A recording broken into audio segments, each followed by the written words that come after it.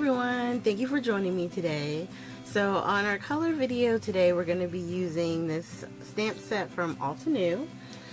It is called the Henna Elements, and we're going to be using the dies as well. But the first thing we're going to do is use the Misty tool to ink up a bunch of the images. So I got 3 of the flowers, the leaf, and some of the frills.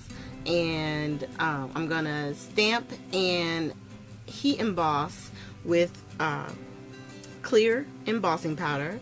I'm using the VersaFine Black Onyx ink, which we all know the VersaFine does stay wet longer, which allows us to use the clear powder on it, which will help create like wells you know, when we go to watercolor it. Okay, so I'm just getting the powder all, you know, over our images, and then trying to make sure I don't waste any of the embossing powder. And we're going to heat that up, and then after that's heated up, I'm going to turn the page over and stamp one more time. And I did have to move my stamps just a little bit, but I think I was able, yeah, once I moved the frills, I was able to get another set of those flowers on this one. And I wound up doing this twice on 2 separate watercolor sheets.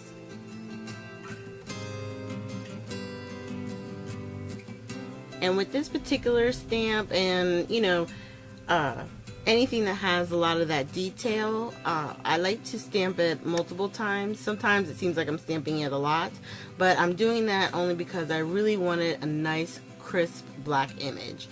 And on watercolor paper, because it's textured, it sometimes takes that, you know, extra stamping to get that crisp look, because of all the grooves and the indents that sometimes that watercolor texture has. So that's why in the video sometimes it looks like I'm stamping it like a bazillion times. So once that's heated up, I'm going to go ahead and I'm going to clean the stamps. I'm going to show you, this is the Brutus Monroe stamp cleaner, the squeaky clean. I just got it and I do like it. 1, I like the way it smells. It doesn't like choke me, and 2, it actually cleans it the stamps off very well. So I'm just doing that real quick. I find not a lot of times, but whenever I'm doing videos, I wind up waiting and cleaning the stamps later because I'm trying to get through. But on this one, I was like, you know what, I'm going to try this cleaner. It worked really well, and I was able to put everything right back onto my sheet here and get it back into the storage container. And since I just got this one in, I don't have it in my Avriel stamp holder or pockets. This is where I usually put my stamps. I haven't done it yet, but it's going to be coming next.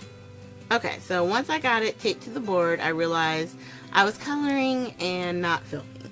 So that's why some of the colors are done, and I'm just going to keep continuing. I'm actually going to let the music play, because all I'm doing is using the real color, the Zig real brush markers, and all I do is lay down a little bit of color and then pull it out using the water brush.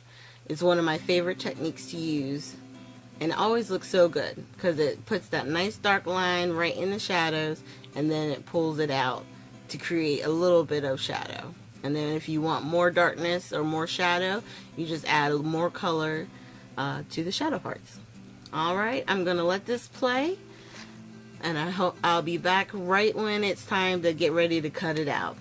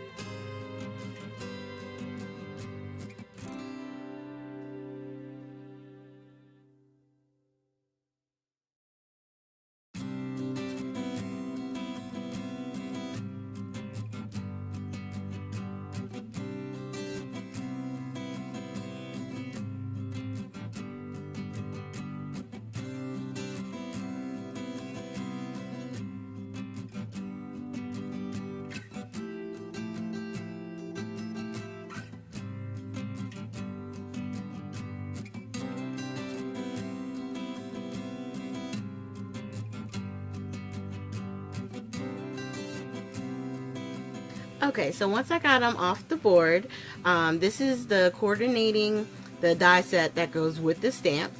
And what I like about the Altenew dies is that they come nestled, but they're not all connected with the wires. So you don't have to worry about doing all the wire cutting. But the one thing I will say is that it did take a little bit to make sure I had the die going in the correct direction with the flowers, because once it was in the correct spot, it seemed to land perfect, you know what I mean? And I just taped it down using some washi tape. And I'm gonna wind up fixing the leaves because I didn't bring the teal color down, but I'll wind up fixing that once all of them are done being cut out. And then I want to say on that one I was way off, but it's one of those things where it creates a white edge, a white border. I don't mind. Some people don't like that. I just tried to make sure I have enough space so that way, you know, they stamp out or cut out as easy as possible.